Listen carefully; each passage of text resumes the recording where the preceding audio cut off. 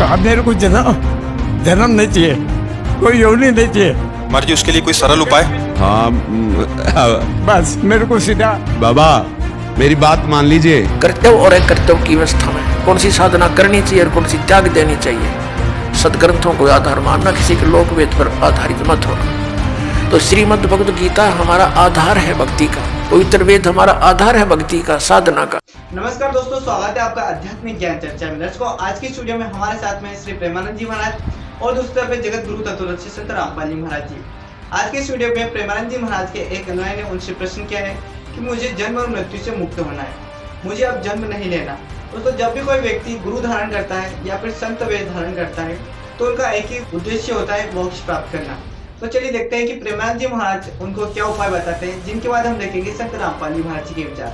आखिरकार हमारे शास्त्रों और वेदों में क्या लिखा है, हमें कैसे मोक्ष प्राप्त होगा, आज के स्टूडियो में हमें पता चलेगा। तो चलिए देखते हैं पहले श्री प्रेमानंद जी महाराज के विचार। महाराज जी बाबा की उम्र 85 साल है, 85 साल उम्र है, अनुमति चाह रहे हैं खुद। मेरा अभी खाली प्रश्न यह है कि मेरे को अभी दूसरा जन्म नहीं लेना, कोई योनि में जाना नहीं है। मैं सुबह तुलसी माँ को और पीपल देव को दीवा करता हूँ, अगरबत्ती करता हूँ, एक ही मांगनी करता हूँ। तो अब मेरे को जन्म नहीं चाहिए, कोई योनि नहीं चाहिए। महाराज जी उसके लिए कोई सरल उपाय?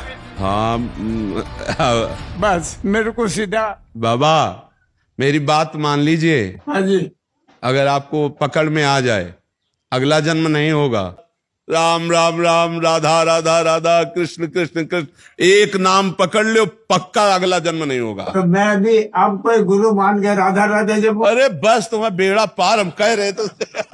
अभी आप देख रहे थे प्रेमानंद जी महाराज जी के विचार। प्रेमानंद जी महाराज जी का कहना है कि मेरी बात अगर मानो तो केवल राधा राधा नाम जपो, राधा राधा नाम जपने से आपका जन्म नहीं होगा और 84 लाख योनियों में आने से बच सकते हैं। तो चलिए देखते हैं कि अब संत रामपाल जी महाराज जी के क्या विचार है, संत रामपाल जी महाराज जी क्या बताते हैं। क्या वेदों और शास्त्रों में ऐसा कुछ लिखा है या फिर नहीं लिखा? क्या राधा नाम से हमारा मोक्ष और 84 लाख योनि में आने से बच सकते हैं या फिर नहीं? तो चलिए देखते हैं संत रामपाल जी महाराज जी के विचार। राम राम हरे हरे, श्री कृष्ण कृष्ण हरे हरे, राधे श्याम सीताराम, राधे राधे श्याम राधे। ओम नमः शिवाय, ओम भगवते वासुदेव नमः। ये गायत्री मंत्र, ये मोक्ष मार्ग के मंत्र नहीं है, ये व्यर्थ है, यूजलेस है।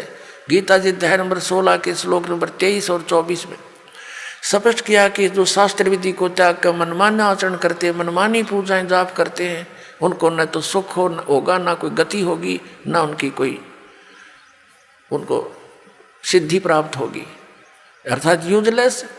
इसलिए 16वें अध्याय के फिर 24वें श्लोक में स्पष्ट किया गीता जी में, इससे तेरे लिए अर्जुन कर्तव्य और अकर्तव्य की अवस्था में कौन सी साधना करनी चाहिए और कौन सी त्याग देनी चाहिए, सदग्रंथों को आधार मानना, किसी के लोक वेद पर आधारित मत होना। तो श्रीमद् भगवद गीता हमारा आधार है भक्ति का, पवित्र वेद हमारा आधार है भक्ति का, साधना का। लेकिन पुराण हमारे सहयोगी हैं अध्यात्म ज्ञान को समझने के लिए, और जो पुराणों के अंदर वेदों और गीता वाला भक्ति विधि है वो तो वेदों और गीता का ही है, वो तो हम उन्हीं से ग्रहण करेंगे। बाकी अन्य उसके अंदर उस ऋषि वक्ता, पुराण के वक्ता का अपने घर का ज्ञान है जो वेदों और गीता से नहीं मिलता, वो हमने स्वीकार नहीं करना। अब गीता ज्ञानदाता कहता मेरा एक ओम अक्षर है, नथिंग एल्स, और कोई जाप ही नहीं है, इसके अतिरिक्त कोई मंत्र जाप करता वो अपने डले ढो रहा है, वो कंकर पत्थर इकट्ठे कर रहा है, लाल नहीं है। ये ब्रह्म सत्र का है, और इससे जो इसकी साधना करता हुआ अंत समय में शरीर छोड़कर जाता है तो परम गति को प्राप्त होता है। वो परम गति कौन सी है? ब्रह्मलोक। और गीता जी अध्याय नंबर 8 के श्लोक 16 में कहा कि ब्रह्मलोक पर्यंत, वहाँ तक गए हुए सभी पुनरावर्ती के अंदर है। अब 17वें अध्याय के गीता जी के 23वें श्लोक में कहा है कि उस सच्चिदानंद घन ब्रह्म के पाने का 3 मंत्र का जाप का निर्देश है, नथिंग एल्स। निर्देश माने नथिंग, और कुछ नहीं, सिंपल ओनली डायरेक्शन। ये है, देखिएगा 17वें अध्याय का और 23वां श्लोक श्रीमद् भगवद गीता, और ये 17वां अध्याय 17वें का 23वां श्लोक है।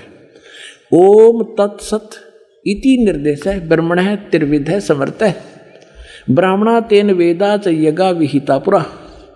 ओम ओम तत् तत् सत सत, ऐसे यह 3 प्रकार का सच्चिदानंद घन ब्रह्म उस परम अक्षर ब्रह्म का मंत्र कहा है। अब सच्चिदानंद घन ब्रह्म परम अक्षर ब्रह्म का मंत्र ओम तत् सत, उसको पाने का। ओम तो पुण्यात्मा सीधा है ब्रह्म अक्षर पुरुष का, और जो तत् है वो अक्षर पुरुष का, और सत है ये परम अक्षर ब्रह्म का। ये भी कोड वर्ड है, सांकेतिक शब्द है। ओम और तत् जो सांकेतिक शब्द है वो दोनों मिलकर ये सतनाम बनता है 2 अक्षर का। और जिसका भी आज तक मोक्ष हुआ उन महापुरुषों ने इस सतनाम का जाप किया है। और जो सत्य है वो सारनाम की तरफ संकेत है, वो भी कोई अन्य मंत्र है, वो सांकेतिक कोड वर्ड दास के पास है, इस पृथ्वी विश्व में किसी के पास नहीं। जैसे कि दोस्तों अभी आप देख रहे थे संत रामपाल जी महाराज जी के विचार। संत रामपाल जी महाराज जी का कहना है कि गीता जी में लिखा है कि ओम तत् और सत इन 3 मंत्रों से ही केवल मोक्ष हो सकता है, अन्य किसी मंत्र से नहीं। गीता जी अध्याय 8 के श्लोक 13 में लिखा है कि ओम इति एकाक्षरम ब्रह्मविवरम मम अनुस्मरणम यः प्रयाति तजम देहम स याति परमां गतिम। संत रामपाल जी महाराज जी ने बताया है कि इस मंत्र से हम केवल ब्रह्म लोक में जाते हैं। ब्रह्म लोक में जाने के बाद भी हमारी जन्म मृत्यु होती है।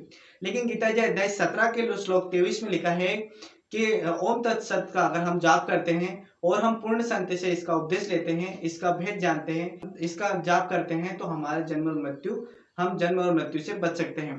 तो दोस्तों आज के वीडियो में बस इतना ही। मिलते हैं एक और आध्यात्मिक ज्ञान चर्चा में। वीडियो अगर आपको अच्छी लगी हो तो वीडियो अपने दोस्तों और परिवार वालों के साथ शेयर करेगा। अगर आपने चैनल को सब्सक्राइब नहीं किया है तो सब्सक्राइब करके बेल आइकन को ऑन करिए ताकि नोटिफिकेशन आपको मिलते रहे। मिलते हैं एक और आध्यात्मिक ज्ञान चर्चा में। राम राम जी।